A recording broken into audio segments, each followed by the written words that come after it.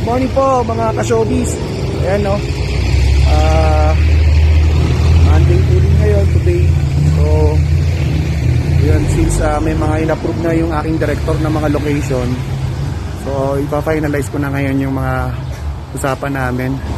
So, ngayon nandito tayo ngayon sa Philippine Baptist Theological Seminary, PBTS, Baguio City. So, yun guys. Nandito ako ngayon para i-ocular din, para malaman ko kung saan ito pwesto yung yung aming mga sasakyan, yung generator, lalo na yung generator tsaka grip truck namin.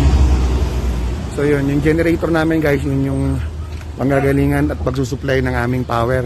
Tapos yung grip truck naman namin, yun naman yung pagkakargahan ng mga equipments, yung halimbawa yung tripod, mga ilaw, ganyan, cameras, yan, mga cables, ayan.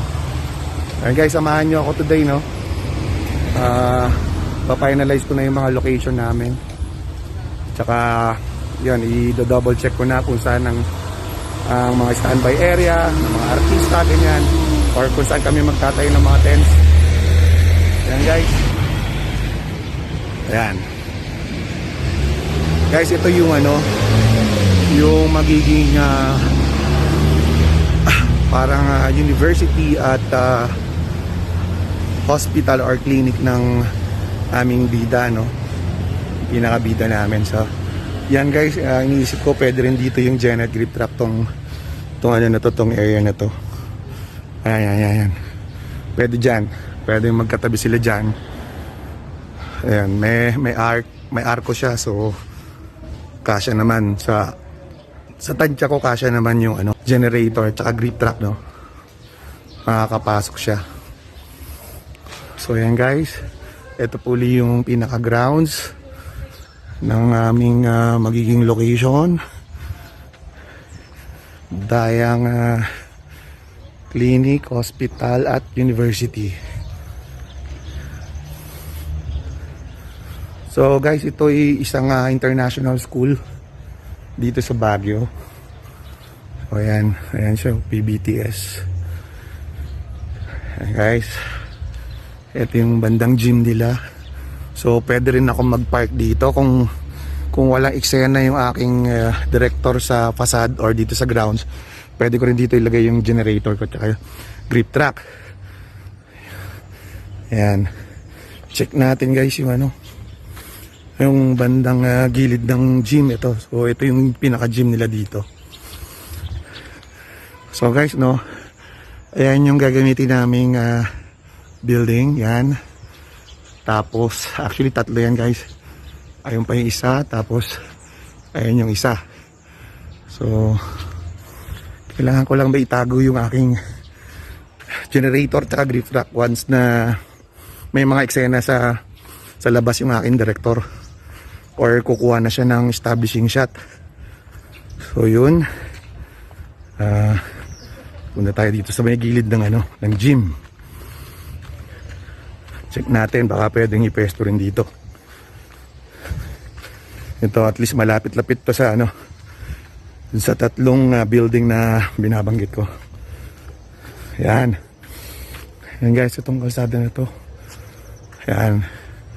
So mula doon, ayun, pupunta rito, dito papasok. Pwede mag-park dito yung mga service namin, yung mga maliliit.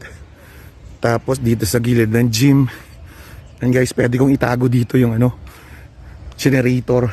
Yan yung area na yan. Pwede kong itago yung generator dyan, tsaka yung grip truck para hindi makita sa shot ng director namin. So yan guys, yan yung aking plano dito sa location na to. Yun guys, mamaya ng konti punta na tayo doon sa kabilang location naman. So guys, samahan nyo uli kami.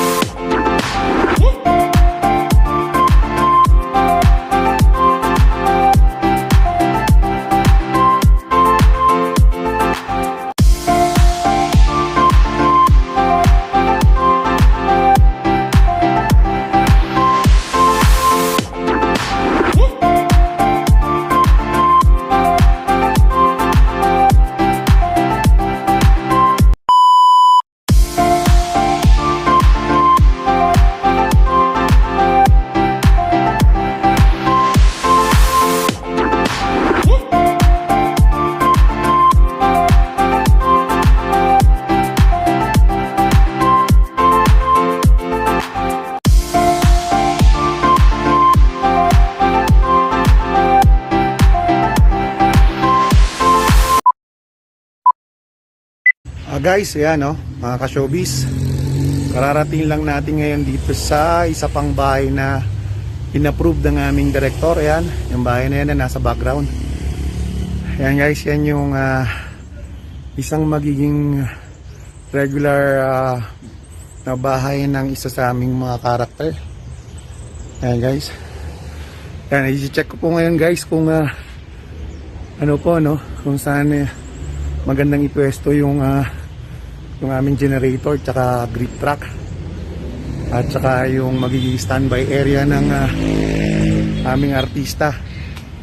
So yun guys, iikutan ko ngayon tong area na to para ma-determine kung saan pwedeng magtayo ng mga tents, kung kinakailangan merong standby area para sa mga crew at para din sa mga gamit namin kung sakaling uulan, merong masisilungan. Guys, eto may isa pang bahay dito no, na abandon na raw to, walang nakatira. So guys, ayan po yung location namin na bahay. Ayan. Tapos dito sa kasunod na bahay, actually kanila rin to. So sa kanila rin to pero abandon na. So yun guys, baka dito pwedeng ayan, pwede sigurong gawing standby area to ng mga gamit tsaka ng mga crew. Check natin kung pwede yung artista dito. Kasi guys, dito yung dito yung iniisip ko na pagpepwestuhan ng aming generator. Etong parang circle na to. So meaning etong area na to guys, ayan yung area na yan ay mako-close na. So nandito yung aking Genet sa area na yan. Tapos kasunod nun yung grip track, kung nasan yung aming mga gamit, mga equipments. So yun guys, yan yung plano. Yan. Yan. So mangyayari, close na tong itong part na to ng kalsada. Yan. Bale, pag may dumaan ng mga sasakyan, dito na po sila. Yan. Itong road na yan, saka to, yan, dito sila. Diyan na yung daan nila. Ayan, yan, dyan. So, yung isang part lang ang i-close ko. Pababantayan ko na lang siguro ng ng tanod or enforcer. Ayan guys. Yung ating plano sa location na to. Yan. Yan, palagay ko mag-workout to guys. So ayan, abangan nyo guys, nalalapit na yung aming taping date.